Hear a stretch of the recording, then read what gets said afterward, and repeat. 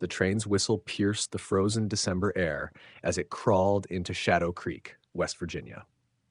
Eleanor Hartwell pressed her gloved hand against the frosted window, her breath forming small clouds that obscured the view of the mountain town she would now call home.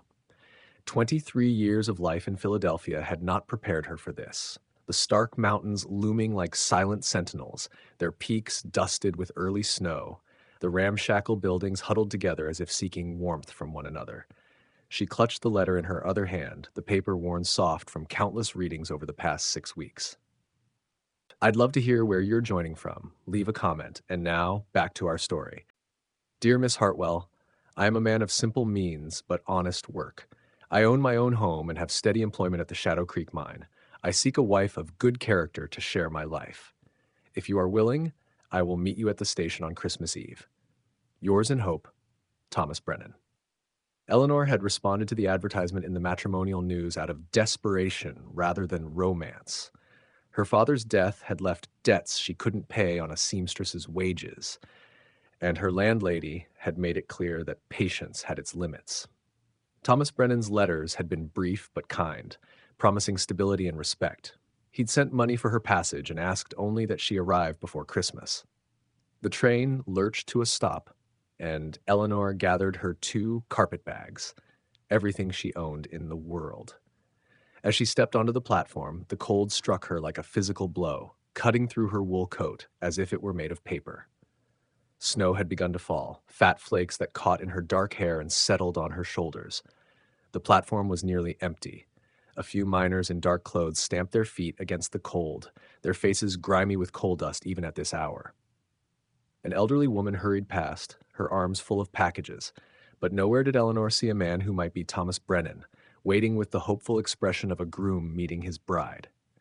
She stood there as the minutes stretched, watching the other passengers disperse into the gathering dusk.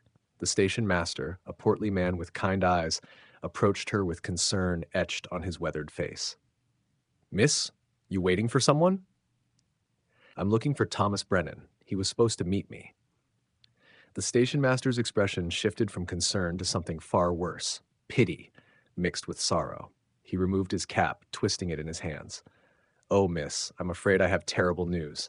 There was an accident at the mine this morning, a collapse in the eastern shaft." Eleanor's heart began to pound. Is Mr. Brennan? 3 men were killed, miss. Tom Brennan was one of them. I'm so sorry." The world seemed to tilt beneath Eleanor's feet. The station master caught her elbow, steadying her as the carpetbag slipped from her numb fingers. Dead. Thomas Brennan was dead, and she had traveled 800 miles to marry a man who no longer existed. She was stranded in a town where she knew no one, with barely enough money to last a week, let alone buy passage back to Philadelphia. Not that she had anywhere to go, even if she could afford it. Miss, are you all right?" The station master's voice seemed to come from very far away. Eleanor forced herself to breathe, to think. Fainting on a train platform would solve nothing. Yes. Thank you. Is there an inn? Somewhere I might stay? There's Mrs. Kowalski's boarding house up on Birch Street. She's a decent woman, won't overcharge you. He picked up her bags. "Come on, I'll walk you there. It's not far, and it's not safe for a young lady to be wandering around alone after dark. Especially not today. Half the town's in mourning, and the other half's at the tavern trying to forget." As they walked through the narrow streets, Eleanor took in her surroundings with growing dismay. Shadow Creek was a company town, built around the mine that employed nearly every able-bodied man. The houses were identical wooden structures, painted in dreary shades of gray and brown, their windows glowing with lamplight. The main street boasted a general store, a church, a tavern, and a few other establishments, all bearing the same weathered, temporary look, as if the town itself might pack up and leave at any moment. Mrs. Kowalski's boarding house was a 2-story frame building slightly larger than its neighbors. The station master knocked, and a woman in her 50s answered, her flour-dusted apron suggesting they'd interrupted her baking. Her face was round and motherly, framed by graying hair pulled back in a practical bun. "Evening, Mrs. K. This young lady needs a room. She's just arrived on the train." Mrs. Kowalski's sharp eyes assessed Eleanor in a single glance, taking in the quality of her coat, the style of her hat, the out-of-place refinement that marked her as a stranger. Come in, before you freeze. Jimmy, thank you for bringing her by." The interior was warm and smelled of fresh bread and coffee. Mrs. Kowalski led Eleanor into a small parlor while the station master, Jimmy, departed with a tip of his cap. Once they were alone, the older woman fixed Eleanor with a penetrating stare. "Now then, dear, what brings a Philadelphia girl to Shadow Creek on Christmas Eve?" Eleanor's throat tightened. "I was to be married. To Thomas Brennan. He sent for me." Understanding flooded Mrs. Kowalski's face, followed by deep sympathy. "Oh, my dear child. Tom was a good man, one of the best. I'm so sorry." She reached out and took Eleanor's cold hands in her warm, capable ones. "You're welcome to stay here as long as you need. We'll figure something out." "I can pay," Eleanor said quickly, though the coins in her purse felt pitifully few. "I'm a skilled seamstress. Perhaps I could work. We'll talk about all that tomorrow. Tonight, you need rest and a hot meal. The room is $2 a week, meals included. That fair?" It was more than fair, suspiciously so, but Eleanor was too exhausted and overwhelmed to argue. She nodded gratefully. Mrs. Kowalski showed her to a small room on the second floor. It was simply furnished with a narrow bed, a washstand, and a chest of drawers, but it was clean and the quilt on the bed looked warm. A small window overlooked the main street. "Supper's in an hour," Mrs. Kowalski said. "There's hot water in the pitcher if you want to wash up. And dear, you're safe here. Shadow Creek may be rough around the edges, but we take care of our own. You're one of us now, whether you planned it or not." After she left, Eleanor sank onto the bed and finally allowed the tears to come. She wept for Thomas Brennan, a man she'd never met but who had offered her hope. She wept for herself, for the impossible situation she now found herself in. And she wept for the future that had been snatched away before it even began. When the tears subsided, she rose and unpacked her few belongings, hanging her spare dress in the narrow wardrobe and arranging her sewing supplies on the chest of drawers. The familiar ritual steadied her. She had survived her father's death and the loss of their home. She had survived poverty and hunger in Philadelphia. She would survive this too. As she washed her face in the basin, she caught sight of herself in the small mirror above the washstand. Her dark eyes were red-rimmed, her pale skin blotchy from crying. But beneath the grief and fear, she saw something else: determination. She had not come all this way to give up. A bell rang downstairs, summoning boarders to supper. Eleanor smoothed her hair, squared her shoulders, and descended to face whatever came next. The dining room held a long table surrounded by mismatched chairs. 3 other boarders were already seated, 2 elderly miners and a younger man with a bandaged hand. Mrs. Kowalski bustled in with a tureen of soup and a platter of bread. "Everyone, this is Miss Eleanor Hartwell, just arrived from Philadelphia. Eleanor, this is Mr. Novak, Mr. Chen, and young Bobby Fletcher." The men nodded politely, their curiosity evident but restrained by mountain courtesy. As they ate the hearty potato soup and fresh bread, conversation turned inevitably to the mine accident. 7 men trapped for hours," Mr. Novak said, his accent thick with Eastern European inflection. 3 dead, 4 injured. Could have been worse, but that doesn't make it easier. "The foreman's in bad shape," Bobby added, wincing as he reached for more bread with his injured hand. "Took a beam across the back trying to shore up the tunnel. Doc says he might not walk again." Eleanor's heart clenched. So many lives destroyed in a single morning. "The foreman? What's his name?" "Daniel Merrick," Mrs. Kowalski said quietly. "He's staying at Doc Wilson's house for now. Daniel saved those 4 men, got them out before the second collapse. Tom Brennan and the others were too deep in the shaft. There was nothing anyone could do." The meal continued in subdued tones, the shadow of the day's tragedy hanging over them all. After supper, Eleanor helped Mrs. Kowalski clear the dishes, grateful for something to do with her hands. "What will you do, dear?" the older woman asked as they washed plates in the kitchen. "I don't know," Eleanor admitted. "I need to find work. Are there any families who might need a seamstress? Or a shop that might hire me?" Mrs. Kowalski dried a plate thoughtfully. "Most women here do their own sewing, but I'll ask around. There might be something at the general store, or perhaps the church needs help. Reverend Miller's wife has been poorly lately." They finished the dishes in companionable silence. As Eleanor prepared to retire for the night, Mrs. Kowalski caught her arm. Eleanor, I want you to know something. Tom Brennan talked about you. He was excited, nervous even. He'd fixed up his house real nice, painted the walls and everything. He was a good man who died doing honest work. Don't feel guilty for grieving him, even though you never met. You're entitled to that. Eleanor nodded, unable to speak past the lump in her throat. Upstairs in her room, she sat by the window and looked out at the snow-covered street. Somewhere in this town, Daniel Merrick lay injured, his future as uncertain as her own. Men had died today, leaving behind widows and children. Her own loss seemed small by comparison, yet it was no less real. As church bells chimed the hour, marking the arrival of Christmas Eve, Eleanor made herself a promise. She would find a way to survive here. She would make a life, somehow, in this harsh mountain town. Thomas Brennan had believed she was brave enough to come west and start anew. She would honor his memory by proving him right. Outside, the snow continued to fall, blanketing Shadow Creek in white, covering the coal dust and grime with a temporary mantle of purity. Tomorrow was Christmas Day. Tomorrow she would begin again. Eleanor woke to the sound of church bells and the smell of coffee drifting up from the kitchen below. For a confused moment, she thought she was back in Philadelphia, in the cramped room above the millinery shop where she'd taken piecework after her father died. Then reality crashed back. The train journey, the devastating news, the uncertain future stretching before her like an unmapped road. She dressed in her better day dress, a dark blue wool with modest trim, and pinned her hair into a neat arrangement. Whatever challenges lay ahead, she would face them, looking respectable. Appearances mattered, especially for a woman alone. The boarding house was quiet when she descended. Mrs. Kowalski stood at the stove, turning bacon in a cast-iron skillet. She glanced up with a warm smile that didn't quite mask the worry in her eyes. "Merry Christmas, dear. Coffee's hot, and breakfast will be ready shortly. The other boarders already left for the Christmas service." "Merry Christmas," Eleanor replied, though the words felt hollow.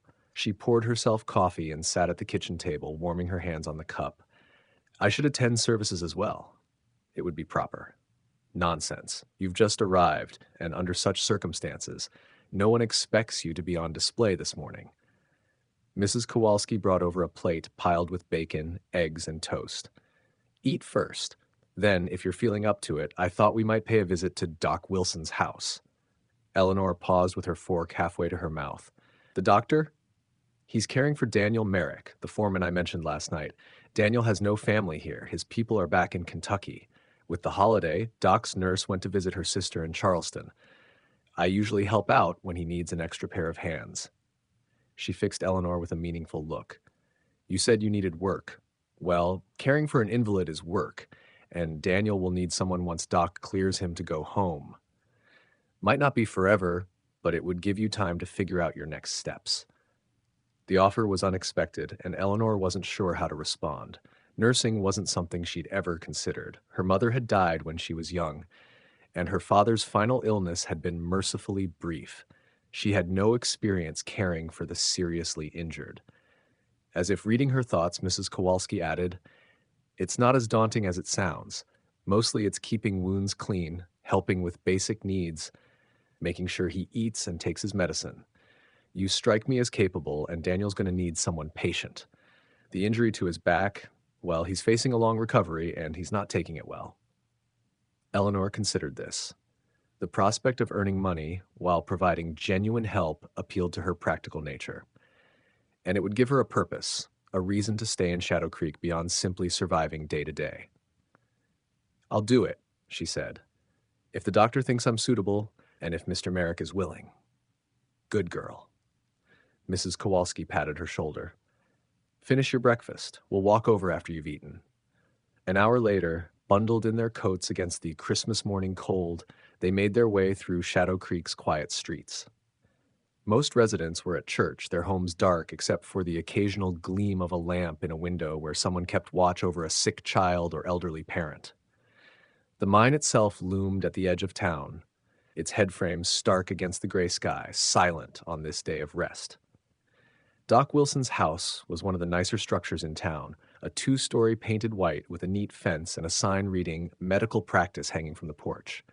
Mrs. Kowalski knocked, and the door was opened by a thin man in his 60s with shrewd eyes behind wire-rimmed spectacles. "Merry Christmas, Sarah," he greeted Mrs. Kowalski, then turned his gaze to Eleanor. "And you must be the young lady who came to marry Tom Brennan. Terrible business. I'm sorry for your loss." "Thank you, Doctor. I'm Eleanor Hartwell. Edmund Wilson. Come in, come in."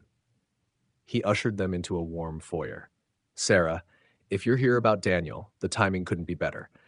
I need to check on the Kowalski twins. Heard they've come down with scarlet fever, and I can't leave him alone for long. He's still in considerable pain, and the laudanum makes him confused." "That's why we're here," Mrs. Kowalski said. "Eleanor needs work, and Daniel needs care. We thought it might be a suitable arrangement." Doc Wilson studied Eleanor with the assessing gaze of a man accustomed to measuring people's capabilities quickly. "Have you any nursing experience?" "None formally, Doctor, but I'm a quick learner and I'm not squeamish." "Can you follow instructions precisely? Daniel's injury is serious. Any infection could be fatal, and his spine was damaged. We won't know the full extent until the swelling goes down, but he may never work in the mines again. He'll need careful monitoring and strict adherence to his care routine." "I understand. I'll do exactly as you instruct." He nodded, apparently satisfied. The pay would be $5 a week, plus room and board once he's moved back to his own house. That should be in another week or so, assuming he continues to improve. For now, you'd stay here during the day and return to Sarah's at night. Can you start today? $5 a week. It was more than Eleanor had earned as a seamstress, enough to pay her boarding house fee and have money left over. "Yes, Doctor. I can start right away." "Good. Come with me, and I'll show you what needs to be done." Doc Wilson led them upstairs to a room that had clearly been converted into a sick ward. A narrow bed held a figure so still that for a moment Eleanor thought he might be dead. Then she saw the slow rise and fall of his chest beneath the white sheet. Daniel Merrick lay on his stomach, his face turned to one side, eyes closed. He was younger than she'd expected, perhaps 30, with dark hair and strong features marked by pain even in sleep. His back was heavily bandaged, and the visible parts of his arms showed bruises and abrasions. One hand was splinted. "He can't lie on his back yet," Doc Wilson explained quietly. "The injury is between his shoulder blades, where the beam struck him. I've cleaned and dressed the wound twice daily. There's also bruising to his kidneys and possible damage to his spine. He can feel his legs, which is good, but the pain is severe.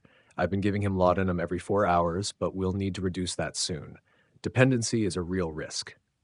Eleanor listened carefully as the doctor explained the routine, cleaning and changing bandages, helping Daniel eat and drink, assisting him with the bedpan, which made her blush, but she forced herself to nod calmly, and monitoring for signs of fever or infection.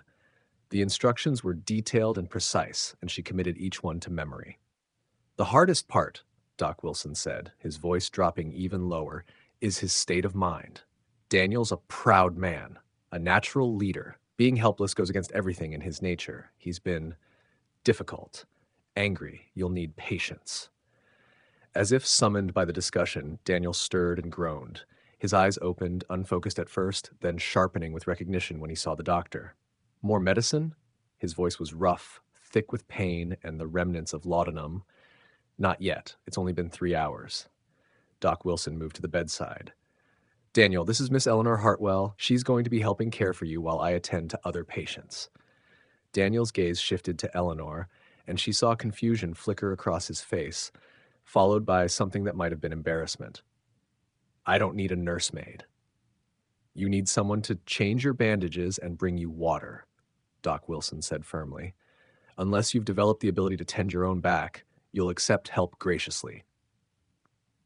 A muscle worked in Daniel's jaw. His eyes met Eleanor's again, and she saw the frustration and humiliation burning there.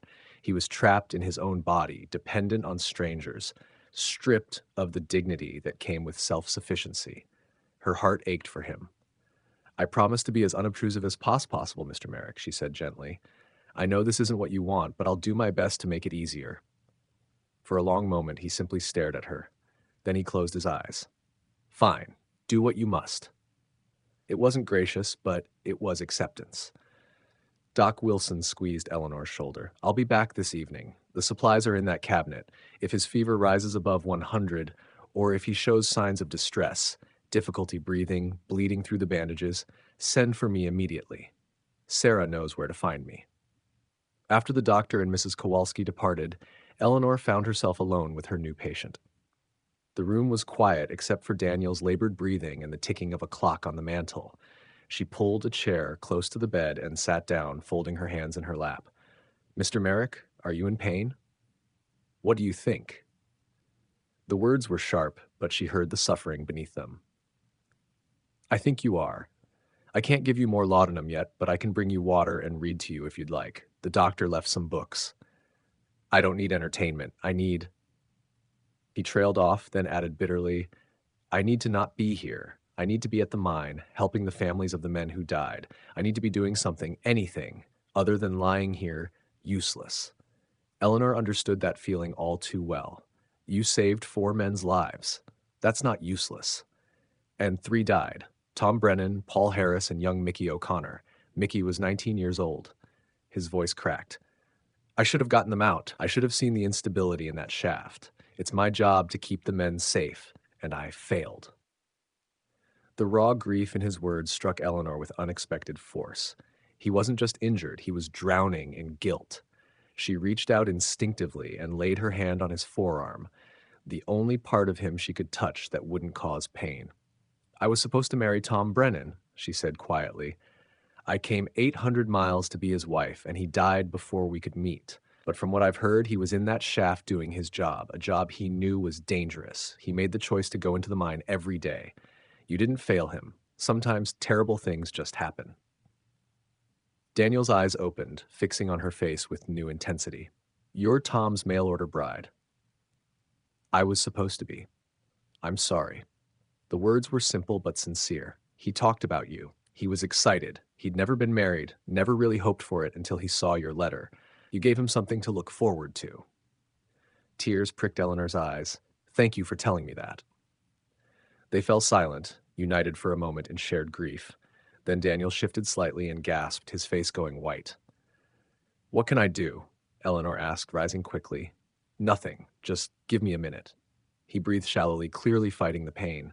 Sweat beaded on his forehead. Eleanor dampened a cloth in the water basin and gently wiped his face. He flinched at first, then relaxed marginally, his eyes closing. She continued the motion, keeping her touch light and steady, until his breathing eased. "Better?" she asked softly. "A little." His voice was barely above a whisper. "Thank you." "You're welcome. Now rest if you can. I'll be right here." As the Christmas morning wore on, Eleanor settled into her new role. She kept the fire going, prepared weak broth for Daniel when he woke again, and read aloud from a volume of Dickens when he seemed restless but not quite ready for conversation. He listened without comment, his eyes sometimes closed, sometimes watching her with an expression she couldn't decipher. By afternoon, a strange companionship had developed between them. Not quite comfort, but an understanding born of shared loss and unwanted circumstance. They were both stranded, in different ways from the lives they'd expected to lead. And on this Christmas Day, in a town built on coal and determination, they were learning to accept what could not be changed and find the courage to face what came next. The first week of caring for Daniel Merrick tested Eleanor in ways she hadn't anticipated. The physical demands were manageable. She'd spent years bent over a sewing table and was no stranger to hard work, but the emotional weight of nursing a proud man through such vulnerability called for a patience she hadn't known she possessed. Daniel's moods swung between stoic silence and sharp-edged frustration. Sometimes he accepted her help with grudging gratitude. Other times he snapped for minor reasons, only to apologize hours later once the laudanum softened his defenses. Eleanor learned to read him. The tension in his shoulders meant pain was building. The clench of his jaw meant he was fighting sleep. And that faraway look in his eyes, that meant he was back in the mine collapse. Doc Wilson came twice a day, checking Daniel's wounds with his usual calm precision. The news, though cautious, was hopeful. No infection. Movement in both legs. Maybe, just maybe, the damage wasn't permanent. "Time will tell," the doctor said as Eleanor steadied the bandages. "He'll need months of careful recovery, no mine work. He'll have to find another way to make a living." Daniel said nothing, but Eleanor saw the despair flicker across his face. Mining wasn't just a job. It was who he was. That afternoon, when she brought him broth and weak tea, Daniel tried to lift the spoon himself. "I can manage," he muttered. "You can barely lift your arm," she said calmly. "Let me help. There's no shame in accepting help when it's needed." "Easy for you to say. You're not the one lying here helpless." Eleanor set the bowl down, meeting his gaze evenly. "No, I'm not. I'm the one who crossed the country to marry a man I'd never met, only to find him dead. We all have our helplessness, Mr. Merrick. At least yours is temporary." He blinked, surprised. Then, almost smiling, "You've got spine, Miss Hartwell." "I've had to. Now open your mouth before the broth goes cold." To her relief, he obeyed. He was thinner than she'd realized, his face hollowed by pain and confinement. When she told him the doctor expected he might sit up soon, he only smirked. "Can't wait. The excitement may overwhelm me." Eleanor smiled back. "I'll try to contain your enthusiasm." She offered to read, but Daniel surprised her. "Tell me about Philadelphia instead. What's it like, living in a big city?" So she did. She spoke of the noise and the smoke, of crowded streets and tall brick buildings, of parks and fountains where she'd once stitched quietly on Sundays, pretending the world was gentler than it was. Daniel listened, eyes closed, picturing it. "Sounds terrible," he said at last. She laughed softly. "Some of it was, but some of it was wonderful." "You were a seamstress?" "Yes. After my father died, it was the only respectable work I could find." He was quiet for a moment, then, "And then you came west to marry a coal miner. That took courage. Or foolishness. I'm still not sure which." "Courage," he said firmly. "Foolishness would have been staying somewhere you couldn't live. You chose possibility." His words warmed her. "Thank you," she whispered. "If you hadn't come," Daniel said, "I'd be stuck with Mrs. Henderson and her 17 grandchildren." She laughed again. "The oatmeal was perfectly good," she teased. "It was wallpaper paste with delusions of being food." Her laughter filled the small room, bright, unfamiliar, healing. Daniel's eyes softened. "You should laugh more. It suits you." Before she could answer, Mrs. Deaf Kowalski bustled in with clean linens and a basket. "You need air, dear. Go take a walk. Doctor's orders." Eleanor hesitated, but obeyed. Outside, Shadow Creek glowed under the winter light. Smoke rose from chimneys, families gathered for supper behind lamplit windows. Her feet led her to the churchyard where 3 new graves stood in a row. Thomas Brennan, Paul Harris, Mickey O'Connor. She stood before Thomas's grave, whispering softly, "I'm sorry I didn't get to know you. I hope you're at peace." A voice startled her. "He was a good man, best friend I ever had." A tall, red-haired woman approached, dressed in mourning black. "Bridget Harris," she said. "Paul was my husband. You must be Eleanor Hartwell." They spoke quietly among the graves, 2 women bound by loss. Bridget warned her gently about Daniel.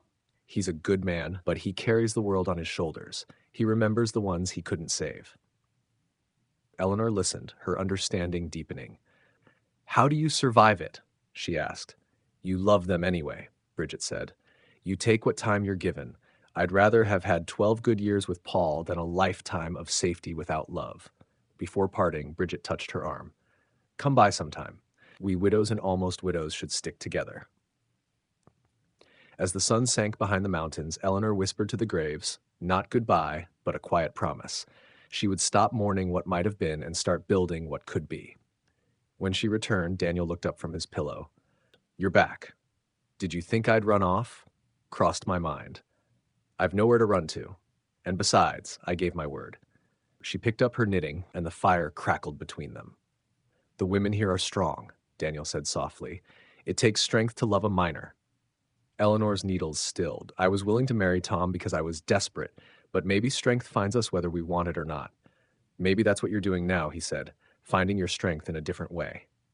Their eyes met. Something unspoken passed between them. Fragile, new.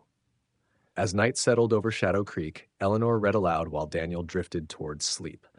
Outside, the wind carried the scent of snow and coal smoke, and in that quiet little room, 2 hearts that had lost everything began to find something worth keeping. New Year's Day arrived with a bitter cold snap that frosted the windows and made the floorboards creak with contraction. Eleanor woke early in her room at Mrs. Kowalski's boarding house, her breath visible in the pre-dawn darkness. She dressed quickly in layers, knowing the walk to Doc Wilson's house would be brutal despite its brevity. Downstairs, Mrs. Kowalski was already awake, frying bacon and biscuits that filled the kitchen with warmth. "Morning, dear. Happy New Year," the older woman said, handing her a steaming cup of coffee. "Eat something substantial before you go. Daniel will need you strong today." "Is something wrong?" Eleanor asked, alarm sharpening her voice. "Not wrong, exactly. The doctor sent word last night. He wants to try getting Daniel upright today, see if he can sit without too much pain. It'll be hard on him. That man hasn't been vertical in over a week."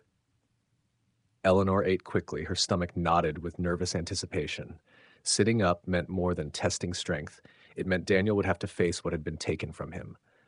The walk through the freezing morning gave her something else to focus on. Her boots crunched over frost, her breath hanging like smoke in the air. When she arrived, Doc Wilson was already in Daniel's room, preparing supplies. "Ah, Eleanor. Good. We'll need your help." He turned to Daniel, who watched with guarded eyes. "Ready to see the world right side up again?" "As ready as I'll ever be," Daniel muttered. The process was grueling. Doc Wilson braced his shoulders while Eleanor stacked pillows behind him. Every shift sent pain flashing across Daniel's face. His hands gripped the sheets until his knuckles whitened. "Slow breaths," Eleanor murmured, resting a steadying hand on his arm. "Doesn't feel like I'm doing well," he ground out between clenched teeth. But inch by inch, they got him upright. When it was finally done, Daniel sat against the pillows, pale and sweating, but alert. For the first time since the accident, he could see more than the ceiling. "Vision's fine," he rasped. "Feel like I might pass out, but I can see straight." "That'll pass," Doc Wilson said. "Tell me about the pain." 8, maybe 9. The doctor nodded. "Expected. We'll dose you with laudanum soon, but first, movement tests." Eleanor steadied Daniel's right side while the doctor instructed him through small motions, lifting his arm, flexing his legs. His left side responded well, but the right leg lagged. "The right leg's weaker," Daniel observed. "Yes," the doctor agreed, "but it's responding. That matters. You're healing. You won't be returning to the mines, Daniel. I need you to understand that now." The words hit like a hammer. Eleanor saw it, the tightening jaw, the hollow stare, the mask of composure settling over raw pain. "Understood," Daniel said, his tone flat. After the doctor left, Eleanor found him staring at the ceiling. She offered water, tea, honey cake. He refused them all. "You're allowed to be angry," she said softly. "Pretending otherwise doesn't make it less real." "I'm not pretending. I'm accepting. I can't work, so I'll have to find something else, if I can walk at all. That's reality, Miss Hartwell." "It's also reality that you saved 4 men's lives, that you're healing faster than anyone expected, that people care what happens to you. People who will soon realize I'm a burden," he said bitterly. "You should go. I'm tired." Eleanor didn't leave. Instead, she turned to the window. "When I was 12, my mother died of influenza," she began quietly. "My father fell apart. He lost his job. We went from a comfortable home to one room above a stable. I took in sewing to keep us fed." She paused, hearing only the tick of the clock. "Some nights I was so angry at him, at her, at life. But anger didn't fix anything. I had to choose, drown in what was lost or learn to swim with what remained." Daniel's voice came, rough but gentler. "Which did you choose?" "Both," she said with a faint smile. "Some days I swam, some days I drowned. The trick was not drowning so long you forgot how to swim." She turned toward him. "You've had a terrible blow, Mr. Merrick. No one expects you to accept it easily, but don't let it convince you that you're worthless." Daniel studied her for a long moment. "You're an unusual woman, Eleanor Hartwell. I'll take that as a compliment." "It was meant as one," he said. "Will you read to me? Something with adventure. Remind me there's a world beyond this room." Eleanor smiled, selecting Treasure Island from the shelf. She read until his eyes closed and his breathing steadied. The next days followed a rhythm, small progress, sharp setbacks. Daniel's moods shifted like the wind, and Eleanor learned to weather each one. One afternoon, after yet another argument over a glass of water, she finally snapped. "Enough. I understand you're in pain, but I'm not your enemy. I'm trying to help you. I didn't ask for your help. No, but you have it anyway, so you can accept it graciously, or stop taking it out on me." He glared at her. "You want to see cruel? Cruel is lying here, useless, dependent, watching your life slip away because of bad luck." "You're right," Eleanor shot back. "That is cruel, but cruelty toward others, that's just childish." The silence that followed was thick as coal dust. He blinked, stunned. "You think you're the only one who's lost something?" She went on, voice trembling but steady. "I've lost everything. My family, my home, the man I was supposed to marry. But I keep going because the alternative is giving up. You can give up too, or you can fight. Your choice." She turned to leave, but his voice stopped her. "Eleanor, wait." She hesitated. "I'm sorry," he said quietly. "You're right. You didn't deserve that." She turned back, softening. "Apology accepted, but if you snap at me again, I'll dump the water basin over your head." To her surprise, he laughed, then winced. "Noted, and for what it's worth, you are brave and strong."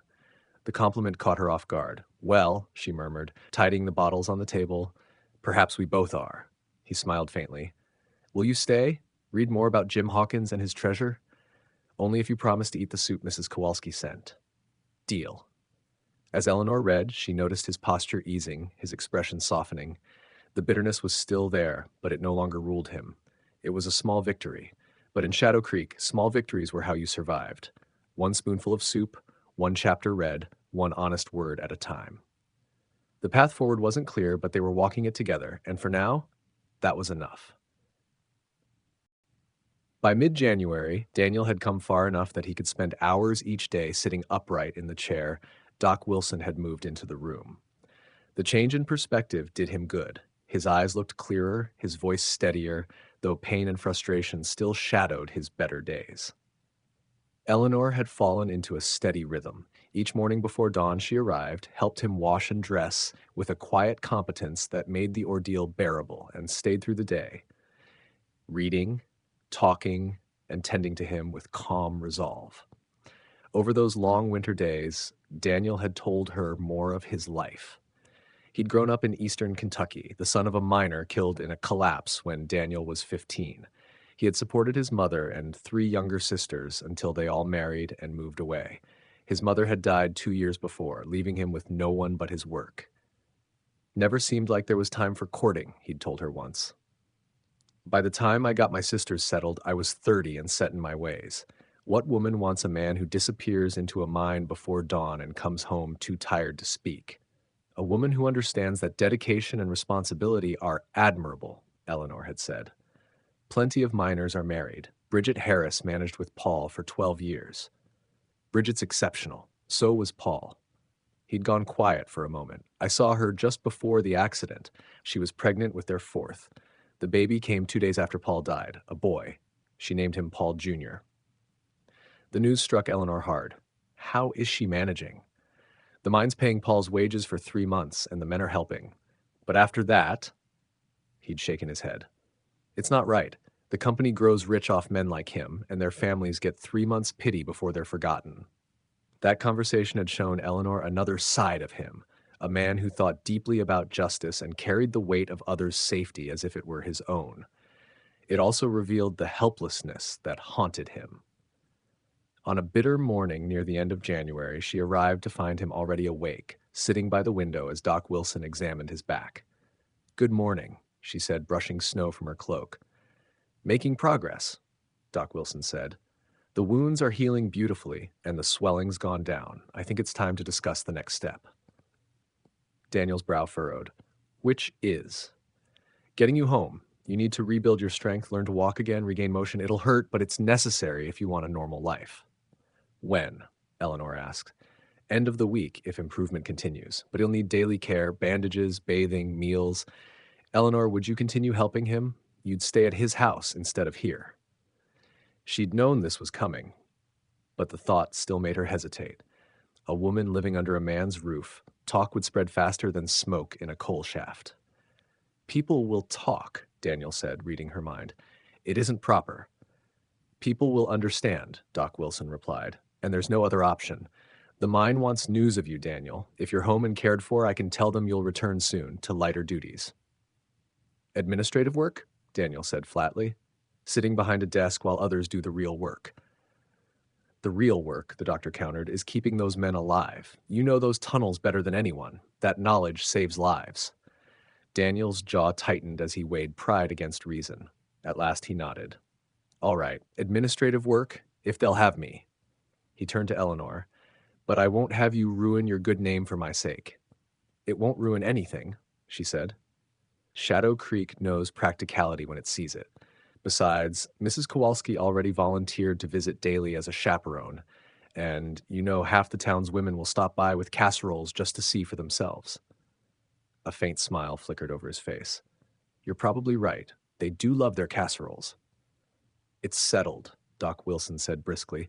I'll have your house prepared. Eleanor will move in this weekend, and Daniel, you start bracing yourself, else the hard part's just beginning.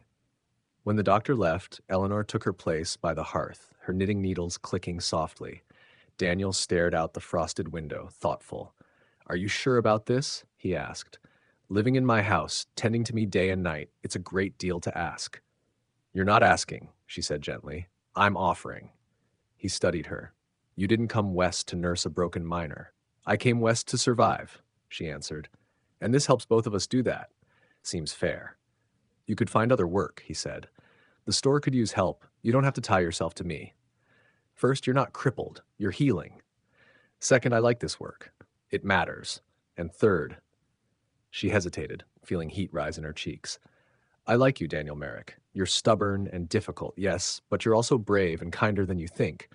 If I have to spend my days working, I'd rather do it beside someone I enjoy.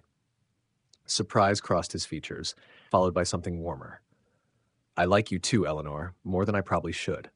The air between them shifted, soft, uncertain, full of what-ifs. Eleanor bent over her knitting to hide the flush of color in her face. Well, she said lightly, good thing we'll have months to get sick of each other. Daniel laughed, the sound easy and unguarded. That's one way to see it. The rest of the day moved gently. She read while he rested, fed him soup and medicine, helped him to bed. When she rose to leave, he stopped her. Eleanor? She turned. Thank you for everything, especially for seeing me as more than this. I see you as you are, she said softly. That's all anyone wants, isn't it? To be truly seen? Yes, he murmured. Exactly that. Later, walking back through the frozen streets, the lantern light spilling golden across the snow, Eleanor found herself replaying those words. She'd come to Shadow Creek expecting to be Thomas Brennan's bride, to build a life bound by necessity. Instead, she was building something else, something fragile and real, with Daniel Merrick. She didn't know where it might lead, but for the first time since she'd stepped off that train, she felt hope.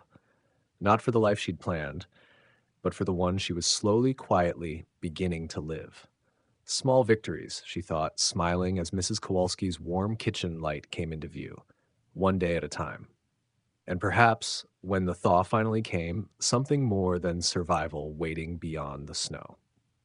Daniel Merrick's house sat on the eastern edge of Shadow Creek, a modest two-story home, white paint dulled by years of wind and weather, dark green shutters standing firm against the snow. It was larger than Eleanor had expected, with a covered porch and a fenced yard that would bloom again come spring.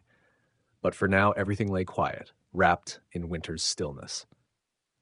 As the wagon carrying Daniel, Eleanor, Doc Wilson, and two miners drew up in front, she took it all in, the house that would be her home for the foreseeable future. The place where Daniel's healing would truly begin. Looks the same, Daniel murmured, his voice steady but carefully neutral. His face was pale from the short journey, but he sat upright, refusing to show weakness. Let's get you inside before you freeze solid, Doc Wilson said briskly. Jacob, Samuel, easy now, mind is back. Getting Daniel from the wagon to the house was a delicate operation. The two miners, Jacob Foster and Samuel Chen, handled him with a gentleness that belied their size and strength. They'd made a makeshift stretcher and carried him as though one wrong move might set off an explosion. Eleanor had arrived ahead of them with Mrs. Kowalski. Together, they'd aired out the rooms, changed linens, stocked the kitchen, and set up a daybed in the parlor so Daniel wouldn't have to face the stairs. The house, though clean, spoke of a man who lived by practicality. Everything necessary, nothing extra. Once Daniel was settled on the daybed, propped with care, Doc Wilson gave his final instructions. I'll check on you in the morning. Eleanor knows what to do, but send for me if his fever spikes or if there's any bleeding. Jacob, Samuel, thank you truly. The miners shifted awkwardly. It's nothing, Doc. Daniel's helped all of us one time or another, just paying it back, Jacob said. Then, to Daniel, you need anything. You send word, you hear? After they left, Mrs. Kowalski lingered only long enough to press a loaf of bread into Eleanor's hands. "There's stew in the pot and fresh vegetables in the root cellar. I'll be by tomorrow with supper. You'll be all right tonight?" Eleanor nodded. "We'll be fine. Thank you." When the door finally closed behind her, the house seemed to exhale, and Eleanor realized she was alone with Daniel for the first time in his home. "I should show you around," Daniel said dryly, wincing. "Or rather, you should explore while I lie here being entirely useless." "You're not useless," she replied. "You're recovering." She hung her coat by the door and smiled faintly. "But yes, I'll look around. Unless you need something first?" He shook his head. "Go on, I'll manage." The house revealed its owner in quiet ways. The front parlor held a braided rug, a few worn armchairs, and a bookshelf lined with mining manuals, poetry, and adventure novels. A desk in the corner bore a single-framed photograph, a stern woman with Daniel's same gray eyes. His mother, she guessed. In the kitchen, she found order and care. Cast iron pans gleamed on hooks, spices stood neatly in rows, and the pantry was stocked with precision. It wasn't the home of a man indifferent to life's comforts, she thought, only one who'd learned to live without expecting much warmth. Upstairs, 3 bedrooms waited. Daniel's, complete with a hand-stitched quilt, a small guest room already prepared for her, and a third room empty save for dust and silence. When she returned downstairs, Daniel was asleep, his face unguarded and softer in rest. Eleanor used the quiet to begin supper, peeling potatoes for a simple soup. The rhythm of the knife against the board was almost soothing. A sudden voice startled her. "Eleanor?" She turned. "In the kitchen. I'm starting supper. Are you all right?" He blinked, still half lost in dreams. "Yes, just strange being home." His voice softened. "Stranger still, not being alone. Would you rather I stayed with Mrs. Kowalski and came by during the day?" she asked carefully. "This is your space." "No." The word came fast, almost too fast. "No, it's fine. Better than fine. This house has been too quiet for too long." He paused, then smiled faintly. "I bought it thinking I'd fill it one day. Wife, children, the usual foolish dreams. Never quite happened." "There's still time," she said gently. "You're only 32. He gave a short laugh. 32 and damaged. What woman wants that?" Eleanor sat beside him, her voice sharpening. "What woman wants a man who's given up on himself? That's the real question. Your back's injured, Daniel, not your spirit, not your mind, not your heart. If you think those matter less than swinging a pickaxe, then you're not as clever as I thought." For a long moment he stared at her, then smiled slowly. "Tell me how you really feel, Eleanor." "I just did." "Yes, you did," he said quietly, "and you're right, again." He looked thoughtful. "You know what I realized on the way here? I was more nervous about you seeing my house than about coming home." She blinked. "Why?" "Because your opinion seems to matter more than my own comfort, and I can't quite figure out when that started." Heat rose in her cheeks. "Somewhere between the wallpaper paste oatmeal and threatening to dump water on your head, I suppose." Daniel laughed, then winced as pain caught him. "Don't make me laugh. It hurts. Then stop saying things that amuse me." Their shared smile lingered, warm, unspoken, dangerous. Something between them had shifted, soft but certain. That evening, in the lamplight, she sat knitting while Daniel listened as she read aloud. When he drifted to sleep, Eleanor paused, watching the gentle rise and fall of his chest. The pain lines had eased from his face. He looked younger, peaceful. Her thoughts turned briefly to Thomas Brennan, the man she'd once believed she'd marry. Would his home have felt like this? Would she have felt seen? She no longer wanted to know. The past, she decided, was a door best left closed. Later, in her small upstairs room, she lay awake listening to the creaks and sighs of the house around her. Below, Daniel slept. Tomorrow would bring new challenges, washing, bandages, and the constant tending of pain. But it would also bring shared coffee, small jokes, and the comfort of company. Somehow, that balance was enough. As Eleanor drifted towards sleep, she realized something had quietly changed. Shadow Creek no longer felt foreign. It wasn't quite home. Not yet, but it had become possible. And Daniel Merrick, difficult and dear, was no longer just her patient. He was becoming her friend. Where that friendship might lead, she didn't yet know. But for the first time in a long while, she wanted to find out. February came with a teasing warmth. a thaw that turned Shadow Creek's streets into rivers of mud before freezing them hard again. Inside Daniel Merrick's house, the rhythm of recovery had settled into a pattern. Mornings began early, with Eleanor helping Daniel wash and dress. Mid-mornings brought the slow, painful exercises prescribed by Doc Wilson. Afternoons were filled with reading and talk, the quiet companionship of two people learning how to share silence. Evenings ended with the steady tick of the clock and the low murmur of firelight. But routine, Eleanor was learning, could be deceiving. Beneath the calm surface, something else was forming. Quiet, dangerous, inevitable.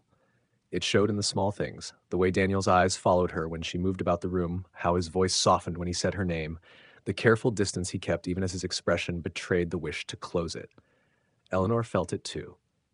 That tug between them, that dangerous warmth that bloomed unbidden whenever he smiled. She told herself it was natural. They spent every waking hour together. Of course affection would form, but late at night, lying alone in her small upstairs room, she admitted the truth. This was not mere attachment. It was something deeper, something that frightened her with its possibility. On a morning when frost etched delicate lace across the windows, Doc Wilson arrived for his weekly visit. Daniel had made steady progress. He could now stand with help, but walking even a few steps still left him pale and breathless. "Let's try something new today," Doc Wilson said, setting aside his coat. "Eleanor, support him on the left. Daniel, I want you to walk from the daybed to the kitchen doorway. Take your time. Push yourself, but not too far." Eleanor moved close, feeling his arm heavy across her shoulders. The weight of him wasn't what struck her. It was the strength in his will, the grit that seemed to live in his bones. "Ready?" she asked softly. "As I'll ever be." Together, they began to move, slow, halting steps, awkward and careful. 3 steps, 4. His breathing came rough, but he didn't stop. 6, 7. "I need to stop," he gasped. "2 more, Daniel. Just 2. You can do it." He gritted his teeth, pushing through the pain. 2 more shuffling steps, then his leg buckled, and Eleanor caught him, bracing under the full weight of his body. Somehow, they stayed upright. Doc Wilson was beside them in an instant, steadying Daniel into the waiting chair. 9 steps, the doctor said, satisfaction warming his voice. "That's progress, Daniel. Last week you couldn't manage 5. Daniel said nothing, his chest heaving.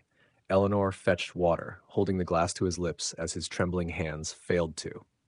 "Rest now," Doc Wilson instructed. "We'll try again this afternoon. Eleanor, make sure he eats well. He needs strength." When the doctor left, Daniel let out a groan that sounded half pain, half pride. 9 steps, he muttered bitterly. "A child could walk circles around me." 3 weeks ago, you couldn't stand at all, Eleanor reminded him. "Progress is progress. Stop comparing yourself to who you were and start seeing who you're becoming." His gaze lifted to hers, searching. "And who is that exactly?" "Someone stronger than before," she said simply. "Not in your back, in here." She pressed her hand lightly to her chest. "You're learning patience, humility, how to let someone help you. Those are harder lessons than walking." He was quiet a long moment, then said softly, "And what about you, Eleanor? You've been here 6 weeks, caring for me, putting your life aside. What's it doing to you?" The question landed heavier than she expected. She sat down, her energy draining. "I don't know. I only know I'm not the same woman who stepped off that train on Christmas Eve, but I'm not sure who I am instead." Daniel's voice gentled. "You're someone remarkable, kind, strong, honest in a way that makes me want to be better." Her throat tightened. "Daniel, I know." His eyes closed briefly. "I know we can't. My situation, what I am now, what you need, it's impossible. But I had to say it, just once. You're remarkable, Eleanor Hartwell, and I needed you to know." For a long while, neither spoke. Then, quietly, Eleanor reached out and took his hand. His fingers closed around hers, and they sat that way, no words, just the ticking clock, the fire's low crackle, and something fragile growing in the stillness between them. That afternoon, Mrs. Kowalski arrived, her arms full of food and her eyes full of knowing. "Brought beef stew and fresh bread," she announced. "And I ran into Bridget Harris. Says she'd like to visit if you're up for company." "That would be lovely," Eleanor said. "I'm not an invalid," Daniel protested faintly. Mrs. Kowalski snorted. "You can barely stand 10 minutes, but Eleanor needs a break, so I'll sit with you tomorrow while she visits Bridget. It's settled." And so the next day, Eleanor found herself walking along Oak Street through thawing slush, directions folded in her gloved hand. Bridget's home was small and cheerful, smoke curling from the chimney, children's laughter echoing inside. Bridget greeted her with a baby on her hip and a toddler clinging to her skirts. "Eleanor, come in, don't mind the mess." 3 children and a baby make neatness a fairy tale. Inside, chaos reigned, toys, laundry, noise, but it was the chaos of life. "Tea?" Bridget asked. "And tell me how you are. And how's Daniel?" Over tea and ginger cookies, Eleanor spoke more honestly than she'd planned about Daniel's slow recovery, her own tangled feelings, her fear of what came next. Bridget listened quietly. When Eleanor finished, she poured more tea and said, "You're in love with him." Eleanor blinked. "I think I might be," she whispered. "Which is absurd. I came to marry Tom Brennan out of desperation, and now I'm falling for a man who what?" Bridget interrupted gently. "Who's hurt? Who's poor? Who works in the mines?" She shook her head. "I loved a miner, Eleanor. Every day I kissed him goodbye, not knowing if I'd see him again. And I'd do it all again. Love's worth the risk." "But I didn't choose this," Eleanor said softly. "I don't even know what I'm choosing." "Then stop thinking about forever," Bridget said simply. "Think about tomorrow. Do you want to be with Daniel tomorrow?" Eleanor nodded. "Yes." "And the day after?" "Yes." "Then that's enough. The future will come when it's ready. Don't let fear make your choices for you." Music swells, the soft theme from earlier returns. Walking home, Eleanor turned those words over and over. "Do you want to be with Daniel tomorrow?" Yes, she did. When she stepped through the door, Daniel was by the window, pretending to read. His face lit up when he saw her. "How was your visit?" he asked. "Enlightening." She hung her coat, smiling. "Bridget says everyone in town thinks we're going to marry." Daniel froze. "Did she now?" "Apparently, we're terrible at hiding our feelings." He set down his book, his voice low. "Eleanor, I can't court you properly. I can barely walk. I have nothing to offer but a desk job and a modest house. I'm not the man you came here to marry." "No," she said softly. "You're not. Tom Brennan was a stranger offering security. You're someone who sees me, who values me. That's worth more than security ever was." He looked at her, eyes full of disbelief and longing. "And what can I give you in return?" "Tomorrow," she said simply. "Can you give me tomorrow?" He stared at her, then smiled, slow and full of light. "Tomorrow," he repeated, "and the day after that, for as long as you'll have them." "Then that's enough," she whispered. Daniel reached out, cupping her cheek with his calloused hand. "When I can stand on my own, I'll court you properly. I'll take you walking, I'll bring you flowers, I'll do it right." Eleanor's voice trembled. "You already have, somewhere between the terrible oatmeal and now." He leaned forward, resting his forehead against hers. No kiss, just breath, shared warmth, and the beginning of something new. Outside, the February wind moaned through the trees. Inside, 2 broken lives began to knit themselves together. Fragile, imperfect, but real. Tomorrow, Eleanor thought, we have tomorrow. And for now, that was enough. March arrived with the promise of spring, though Shadow Creek still bore winter's grip. Yet inside Daniel Merrick's house, something warmer was thawing, a careful distance giving way to a natural ease between them. They remained proper, of course. Mrs. Kowalski's daily visits kept appearances in check, but the bond between Eleanor and Daniel had grown beyond formality. Daniel's recovery quickened once he accepted Eleanor's presence as permanent. He pushed harder in exercises, determined to regain strength. By mid-March, he could walk from room to room without help, though stairs remained taxing, and long distances left him breathless. The mine company had offered him a desk job, assistant supervisor, managing schedules and supplies in town. It was far from the tunnels he'd known, yet honest work with steady pay. Daniel accepted with mixed feelings, grateful but grieving the loss of the life underground. "I miss the men," he confessed one evening after supper. "The camaraderie, the shared purpose. Sitting at a desk feels empty." "You're still helping them," Eleanor reminded him, setting aside a mended shirt. "Your decisions keep them safe. That hasn't changed." Daniel sighed. "It feels different when you're not in the danger, shoulder to shoulder with them." Eleanor understood. After her father's death, she had felt similarly adrift. "Then find ways to connect. Visit the mine. Make sure they know you haven't forgotten." He smiled. "Has anyone told you you're annoyingly wise?" "Not in those exact words," she said, "but close enough." Their days had settled into a comfortable intimacy, thrilling and terrifying all at once. They talked endlessly of Daniel's Kentucky childhood, Eleanor's years in Philadelphia, of dreams that now seemed possible. Yet they hadn't kissed, hadn't made a declaration beyond February's moment. Both waited for some invisible sign that would make it real. The door knocks. Brisk and unexpected. It came one blustery afternoon. Reverend Miller and his wife were at the door. Eleanor was in the kitchen when she heard the knock. Daniel answered, already managing the walk from the parlor with minimal limp. "Reverend, Mrs. Miller, please come in." He stepped aside, exchanging a brief glance with Eleanor, a silent question neither could answer. Reverend Miller, gaunt but kind-eyed, settled in the parlor. His wife Martha, cheerful and plump, carried the warmth of the town with her. "Daniel, we won't take much of your time," Reverend Miller began. "But there's been talk in town, and we felt it best to address it directly." Eleanor's stomach sank. Someone had complained. Someone disapproved of their arrangement. "Several families have asked if we'd organize a house raising," the Reverend continued. "The Johnsons lost their home to fire last month, and 3 widows remain without proper shelter after the mine explosion. We hope to build 2 new houses by summer, and we need experienced supervisors. Your name came up." Daniel looked surprised. I'd like to help, but I'm not sure I can. I can barely manage stairs. Heavy labor is impossible." "We need your mind, not your back," Martha said firmly.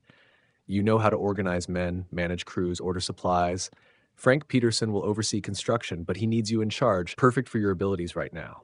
Recognition softened Daniel's expression. A way to remain useful, to contribute, to matter. "When would this happen?" he asked. "Planning next week, building in April, weather permitting, a few hours daily, probably at the site once construction begins. Can you manage that?" "Yes," he said firmly. "Yes, I can do that." After the Millers left, Daniel stood by the window, eyes distant. "You don't have to do this," Eleanor said softly. "It's not too much, it's exactly what I need." He turned to her, warmth radiating. "I've been feeling useless, marking time until I could pretend at a normal life. This is real work, meaningful work, work that helps people." "I think it's wonderful," Eleanor said, "but it will be hard. You'll need to pace yourself." "I know, and I'll need help." He crossed the room, standing close. "Eleanor, I've been thinking about us, about the future. Day by day isn't enough anymore. I want more." A knock interrupted them. Mrs. Kowalski, as usual, had entered without waiting. "There you two are, looking suspicious as always," she said, setting a covered dish on the table. "Brought supper. Eleanor, I need your help. A quilting bee for the widows. Can you spare Saturday?" "Of course. And Daniel, the mine company is donating materials for the house raising," she added. "Everyone knows it's because of your leadership." Daniel flushed. "I just made suggestions." "Suggestions that matter," she said, bustling toward the door. Once alone, Eleanor turned to Daniel. "You were saying something?" He ran a hand through his hair, nervous. "I want all the days with you, Eleanor, not just tomorrow's. I love you, completely. If you'll have me, I want to marry you, properly this time. Not convenience or desperation, because I cannot imagine life without you." Tears spilled down Eleanor's cheeks. "You're not broken. You're healing, and where it matters, your heart, your soul, you're rich. Yes, Daniel Merrick, I'll marry you. I love you too, and I've been afraid, but I'm not afraid anymore. You're worth every risk." Daniel pulled her into his arms, careful but determined. Their first kiss, tender, dizzying, full of promise, tasted like home. When they parted, Daniel rested his forehead against hers. "I don't have a ring yet. I should ask properly." "But you'd fall over," Eleanor laughed through tears. "I just need you, all of you." "You have me, all of me." They held each other as the afternoon faded into evening.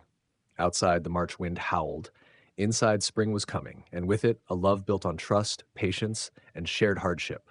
Tonight, tomorrow, all the tomorrows after. That was enough. Everything. April brought real spring to Shadow Creek.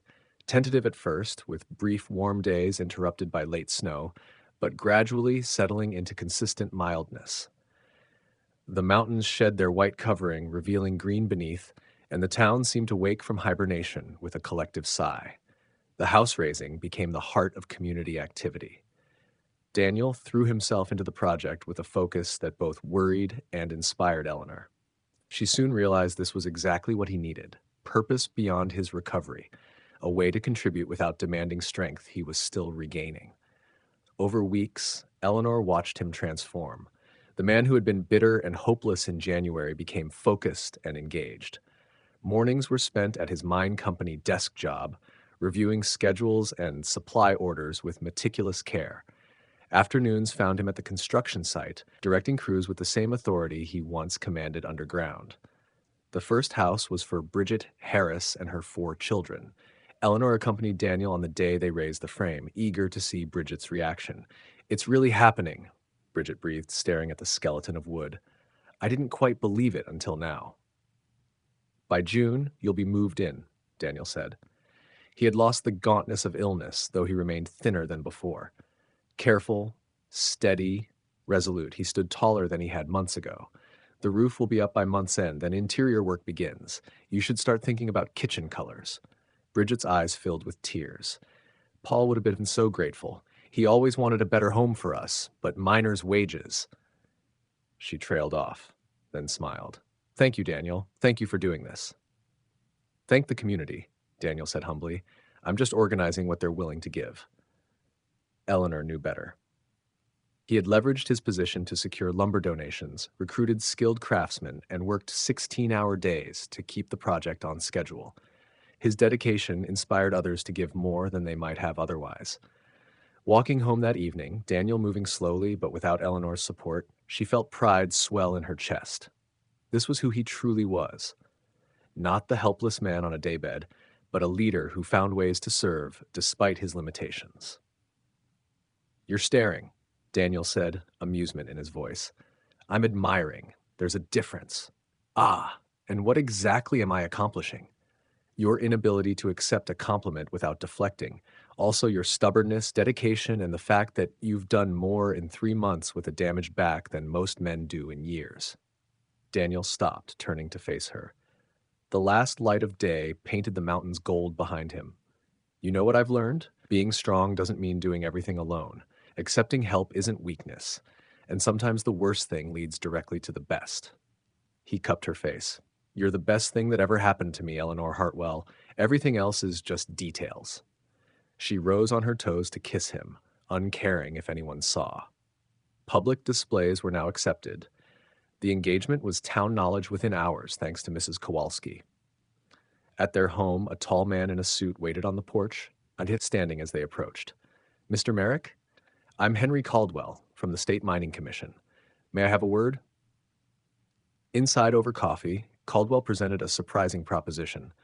The commission needed experienced mine foremen to serve as inspectors, enforcing new safety regulations. Daniel's reputation for safety and leadership made him an ideal candidate. The job involved quarterly travel, a substantial salary, and staying based in Shadow Creek. Eleanor watched Daniel wrestle with the decision. His guilt over the men he couldn't save clashed with the opportunity to prevent future tragedies. "I'd need to discuss it with my fiancée," Daniel said finally. "Of course," Caldwell said, departing with his contact information. Silence settled between Eleanor and Daniel. "It would mean more money to expand the house, hire help for you," Daniel said, "but also time away, danger, reminders of what happened. Then we postpone the wedding. We've waited this long," Eleanor said gently. Daniel knelt beside her chair, taking her hands. "Or we don't.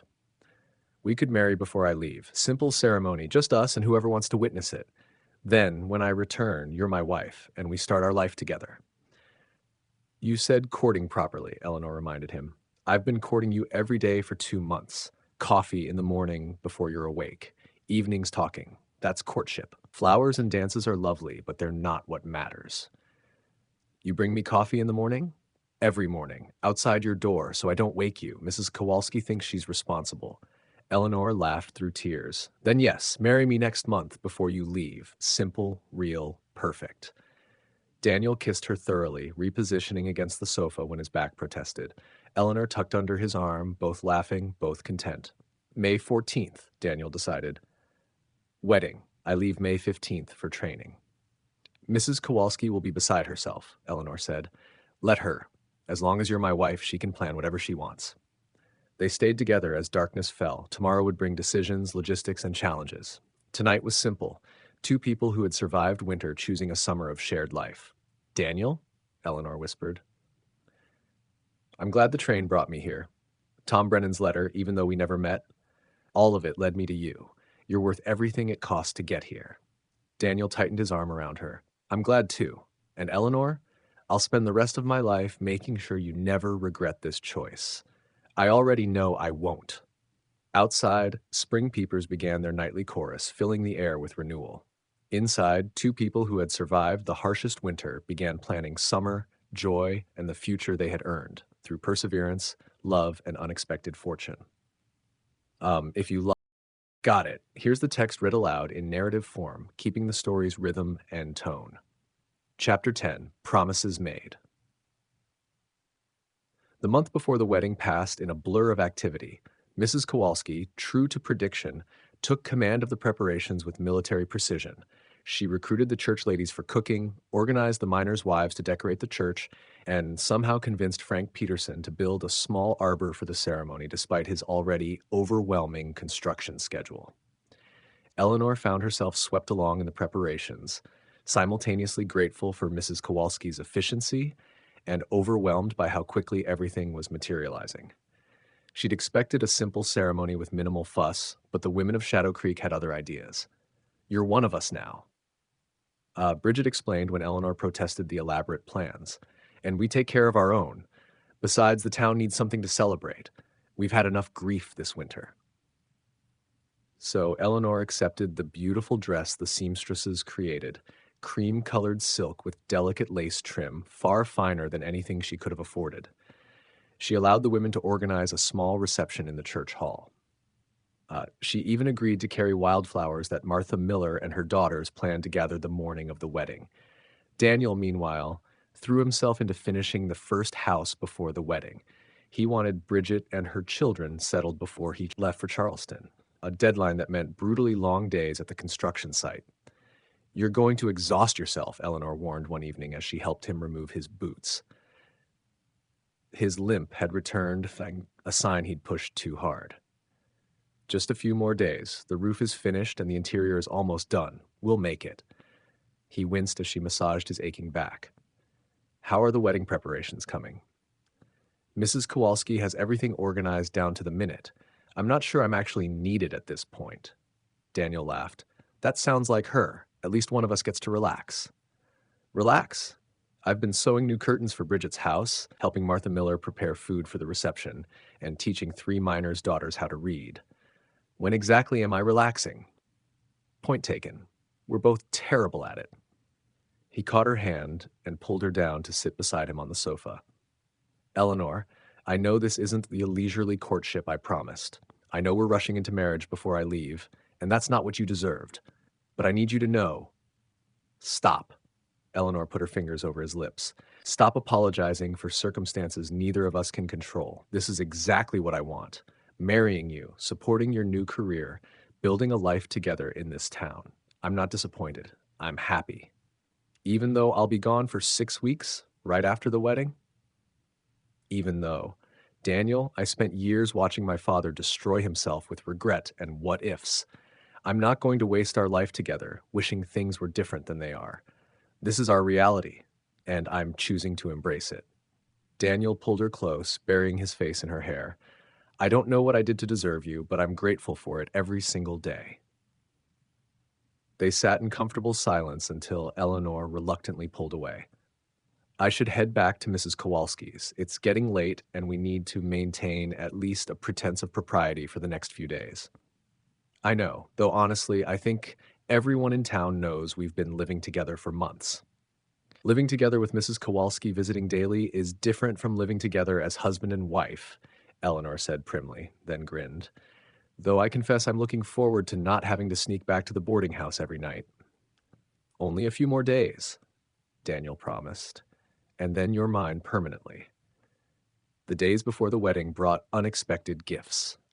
The mine company presented Daniel with a bonus, payment for his work organizing the house raising and his transition into the safety inspector role. It was enough to buy furniture for the empty upstairs bedroom and have money left over for emergencies. Jacob Foster and several other miners surprised them by painting the house, transforming the weathered exterior into a cheerful white that gleamed in the spring sunshine. Bridget organized the women to deep clean the interior, despite Eleanor's protests that it wasn't necessary. It's tradition, Bridget insisted. The bride shouldn't spend her wedding day worrying about dust. 2 days before the wedding, Doc Wilson stopped by during his evening rounds. He examined Daniel's back with his usual thoroughness, then sat back with satisfaction. Remarkable recovery. I won't say you're fully healed. You'll always need to be careful, and you'll likely have pain on cold days. But Daniel, you've regained more function than I honestly expected. The spine injury could have been catastrophic, but you've proven me wrong. Eleanor deserves the credit, Daniel said. She wouldn't let me give up. Doc Wilson smiled at Eleanor. You both deserve credit. He for fighting, you for supporting him through it. That's what marriage is, two people helping each other through the difficult times. You're already good at it. The ceremony is just making it official. After he left, Eleanor found Daniel standing in the kitchen, staring at nothing in particular. She wrapped her arms around him from behind, resting her cheek against his back. What are you thinking about? How different everything is from 6 months ago. How I thought my life was over, and now it's just beginning. How terrified I am that something will go wrong, and I'll lose this. Lose you. Eleanor tightened her embrace. Nothing's going to go wrong, and even if it does, we'll face it together. That's what we do, Daniel. We face things together. He turned in her arms and kissed her with an intensity that left her breathless. I love you, Eleanor Hartwell. So much it scares me sometimes. I love you too. Now stop being maudlin and help me decide where to hang these curtains Mrs. Patterson made for us. The night before the wedding, Eleanor lay awake in her room at Mrs. Kowalski's for the last time. Tomorrow she would become Mrs. Daniel Merrick.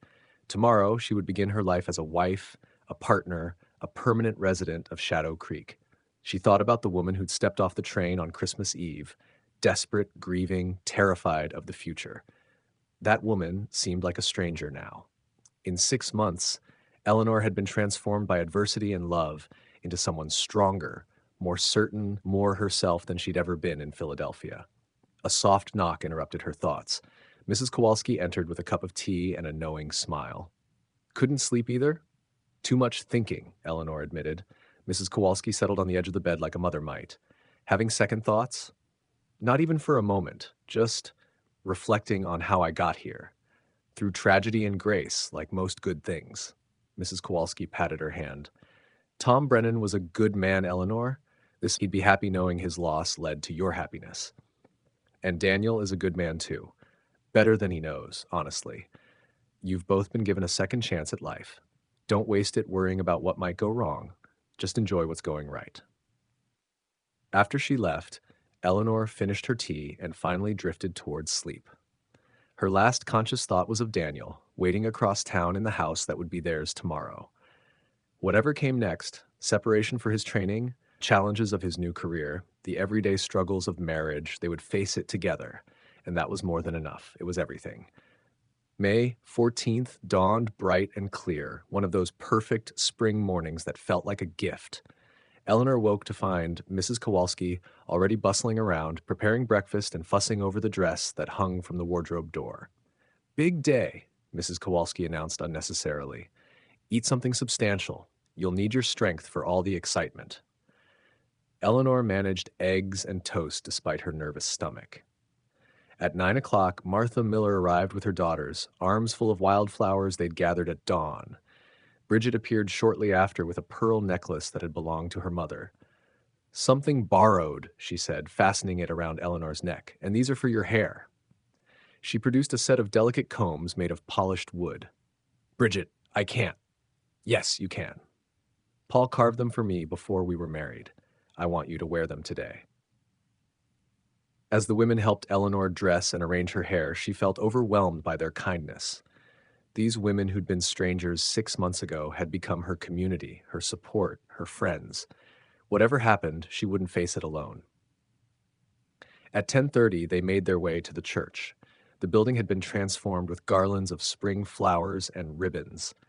Nearly the entire town had gathered, miners in their Sunday best, women in carefully pressed dresses, children scrubbed and excited for the celebration.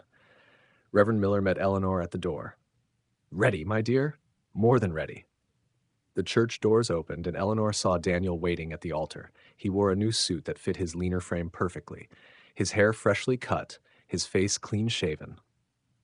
But it was his expression that made her breath catch, awe and love and naked vulnerability, as if he couldn't quite believe this was really happening. She walked down the aisle alone. She had no father to give her away, and it felt right to come to Daniel of her own accord, by her own choice. His eyes never left her face, and when she reached him, he took her hands with fingers that trembled slightly. "You're beautiful," he whispered. "So are you," she whispered back, and heard him laugh softly. Reverend Miller began the ceremony with words about love and commitment, about building lives together through joy and hardship. But Eleanor barely heard them. She was too focused on Daniel, on the way his thumbs rubbed gentle circles on her hands, on the emotions flickering across his face. When it came time for vows, Daniel spoke first. "Eleanor, 6 months ago I was lying in Doc Wilson's house, believing my life was over. Then you walked in and refused to let me give up. You saw past the injury and the anger to who I really was, and you loved me anyway. I promise to spend the rest of my life being worthy of that love. I promise to support your dreams the way you've supported mine. I promise to face whatever comes next with honesty and courage, knowing that together we can handle anything. I love you, and I'm honored to become your husband." Eleanor blinked back tears as she spoke her own vows. "Daniel, I came to Shadow Creek planning to marry a stranger out of necessity. Instead, I found you, someone who challenged me, supported me, and showed me what partnership really means. You taught me that strength comes in many forms, that vulnerability isn't weakness, and that love is something you choose every day, not just once. I promise to choose you every day for the rest of my life. I promise to be your partner in all things, your support when you falter, and your celebration when you succeed. I love you, and I'm honored to become your wife." Reverend Miller smiled.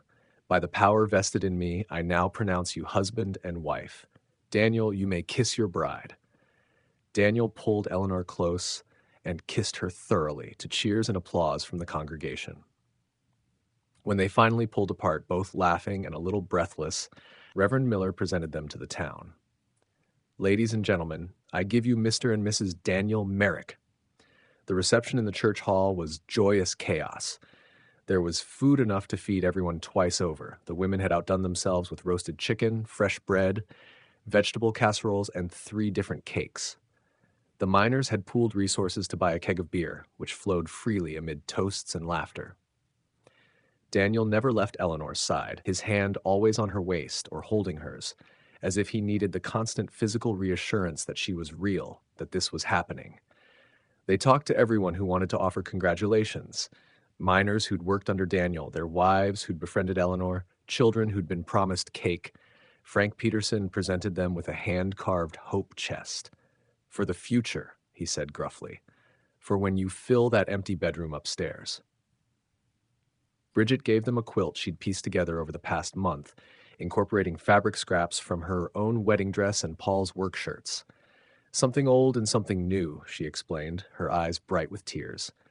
As the afternoon wore into evening, people began drifting away, miners who had early shifts, families with sleepy children. Daniel and Eleanor stood on the church steps, waving goodbye to the last guests. "Alone at last," Daniel murmured against her ear. "Not quite. We still have to walk home." "Mrs. Merrick, I like the sound of that." "So do I." They walked through Shadow Creek hand in hand as the sun set, painting the mountains gold and purple. The town looked different to Eleanor now. Not a place she'd been stranded by circumstance, but a home she'd chosen. Every building held memories now: the boarding house where Mrs. Kowalski had taken her in, the church where they'd just married, the general store where she'd taught miners' daughters to read, the construction site where Daniel had found new purpose. At their house, their home, Daniel lifted Eleanor over the threshold despite her protests. "Tradition," he insisted, setting her down carefully in the parlor, "and I've been waiting months to do that." "You're back. Is fine. Better than fine." He pulled her close. Eleanor Merrick, I need you to stop worrying about my health for one night. Doctor's orders. Doc Wilson said that? He strongly implied it. Daniel began unpinning her hair, letting it fall around her shoulders. We have tonight and tomorrow, and then I have to leave for Charleston. I want to spend every moment making sure you know exactly how much I love you. Eleanor reached up to loosen his tie. Then stop talking and show me. He did, leading her upstairs to the room that was now theirs, where someone, probably Mrs. Kowalski, had laid out fresh linens and left flowers on the nightstand. As they came together finally, without barriers of propriety or uncertainty, Eleanor understood what Bridget had meant about choosing love despite its risks. This was worth it. Daniel was worth it. The future they were building together, uncertain and challenging as it might be, was worth every moment of fear and pain that had brought them here.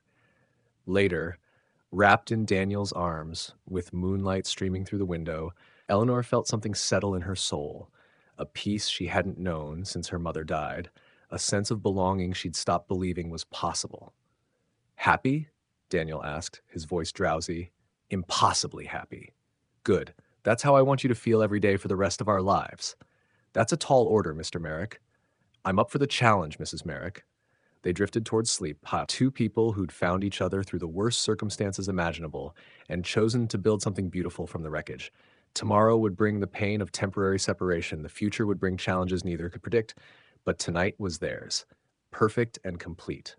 And that was more than enough. It was everything. Daniel left for Charleston on the morning train 3 days after the wedding. Eleanor stood on the platform trying not to cry as she straightened his collar one final time. 6 weeks, he reminded her, tilting her face up to kiss her. And I'll write every day. You'd better. And Daniel, be careful. I know you're excited about this work, but don't push yourself too hard. I won't. And Eleanor, you be careful too. Don't work yourself to exhaustion while I'm gone. I won't. They both knew they were lying. They'd work as hard as they needed to because that was who they were. But the promises were important anyway, a recognition that they now had someone who cared about their well-being. The train whistle blew. Daniel kissed her once more, hard and desperate, then swung aboard. Eleanor watched until the train disappeared around the mountain, then walked back through town with her heart feeling both full and empty. Mrs. Kowalski was waiting at the house with coffee and sympathy.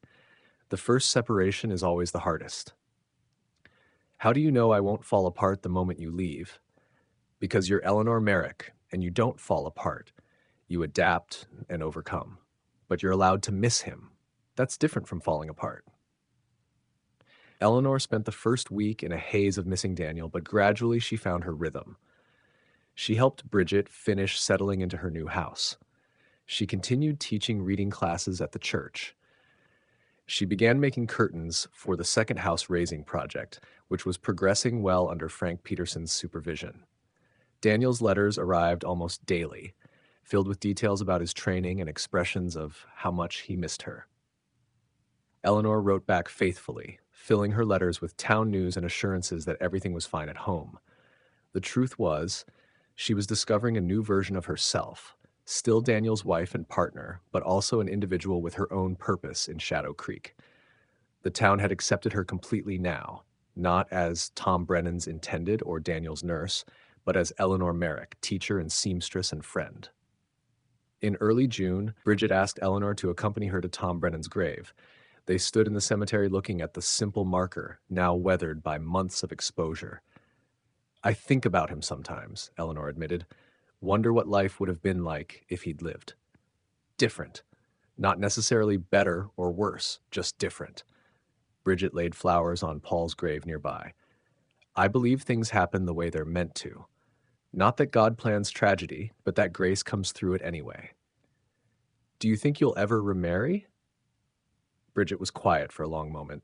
Maybe someday, when the grief isn't so fresh and I'm ready to love someone new. But Paul will always be my first love, the father of my children. No one can replace that. I'm sorry I never got to know him. He would have liked you. He liked anyone who was honest and hardworking, and you're both. Bridget linked her arm through Eleanor's. Come on, let's go see how the new house is coming along. I hear they're putting up the walls this week. The second house, intended for Emily O'Connor and her 3 children, Mickey O'Connor's widow and family, was indeed taking shape. Eleanor had gotten to know Emily over the past months, a quiet woman barely 25 who was still navigating grief while raising children alone. "It's beautiful," Emily said when Eleanor and Bridget arrived at the site. "I never thought Mickey always talked about buying land someday, building our own place. He'd be so proud." "He'd be proud of you," Eleanor said firmly. "Keeping his family together, staying strong for the children, that takes courage." Frank Peterson called out to them, "Ladies, come see the kitchen. We finished the window frames this morning." As they toured the partially completed house, Eleanor felt a surge of pride for what the community had accomplished. 2 families who'd been living in inadequate circumstances would have real homes by summer's end, all because people had come together to help their own. This was what Shadow Creek was. Not perfect, not easy, but fundamentally decent. People here took care of each other because survival in a mining town required it. They understood that today's helper might be tomorrow's recipient of help, and that binding together was the only way to face the harsh realities of their lives. Daniel returned on a hot afternoon in late June, thinner from 6 weeks of intensive training, but vibrant with purpose. Eleanor saw him step off the train and ran, propriety forgotten, into his arms. "You're back. You're really back." "I'm back, and I'm never leaving you for that long again. 6 weeks was torture." He kissed her thoroughly, right there on the platform, to whoops from several miners who'd been waiting for freight. At home, they caught up properly, Daniel describing the training, the mines he'd toured, the other inspectors he'd met. Eleanor told him about the houses, the families, the rhythm of life she'd established in his absence. "You didn't need me," Daniel observed, but he sounded pleased rather than threatened. "I did need you, just not in the way I expected. I needed you as my partner, not my reason for existing. There's a difference." "A healthy difference," Daniel agreed. He pulled her close. "I'm so proud of you, Eleanor. Everything you've accomplished while I was gone. I'm proud of you too. This new career, you're going to save lives, Daniel. Make real differences in mine safety. That's extraordinary." That evening, they had dinner with Mrs. Kowalski, Bridget, Emily, and several other friends. It felt like a celebration. Daniel's return, the completion of the houses, the approaching anniversary of the mine collapse that had changed everything. Later, alone in their bedroom, Daniel held Eleanor close and said quietly, "I visited the mine in Charleston where my father died. I didn't plan to. It was part of our training route. But I stood there looking at the entrance and I realized something. I'm not afraid anymore." Afraid of what? Of going underground. Of the memories. Of losing myself the way he was lost. For years, I let that fear drive me, working harder, being more careful, trying to control everything so no one else would die the way he did. But Eleanor, I can't control everything. The collapse proved that. All I can do is my best, and then accept that sometimes terrible things happen anyway. "That's wisdom," Eleanor said softly. "It's survival, and I learned it from you." He kissed her forehead. "You've changed me, Mrs. Merrick, made me better than I was. We've changed each other. That's what marriage is supposed to do." As they lay together in the darkness, listening to the night sounds of Shadow Creek, dogs barking, children laughing in the distance, the ever-present whisper of wind through the mountains, Eleanor thought about how far they'd both come. She'd arrived in this town on Christmas Eve, expecting one life, and found another entirely. She'd lost what she'd planned for and gained something she'd never dared to imagine. A true partnership, a real home, a future built on mutual respect and genuine love. Daniel stirred beside her. "What are you thinking about?" "How grateful I am. For all of it. The heartbreak and the healing, the struggle and the joy. Everything that brought us here." "Me too." He pulled her closer. "You know what the best part is? We're just beginning. Years and years ahead of us, building our life together. Maybe children someday, if we're blessed. Definitely challenges. My job will bring those. But we'll face them the same way we faced everything else." "Together," Eleanor finished. "Together," Daniel agreed. Outside, a train whistle echoed through the valley, some other traveler arriving or departing, their own story just beginning or ending. Eleanor listened to it fade into the distance and smiled. She'd come to Shadow Creek as a mail-order bride seeking survival. She'd found instead a true home, a genuine love, and a purpose she'd never anticipated. The path had been difficult and painful, marked by loss and struggle, but it had led her exactly where she needed to be. In Daniel's arms, in this house they were filling with love, in this town that had become her own, Eleanor Hartwell Merrick was finally completely home, and that was worth everything it had cost to get there. The end. Here on Wild Mercy, we don't just tell tales, we bring forgotten hearts back to life. Love that defies distance, war, and fate. Hit that like button to keep these stories riding strong. And don't forget to subscribe and ring that bell so you never miss another heartfelt romance, a story of resilience, and where love always finds a way home.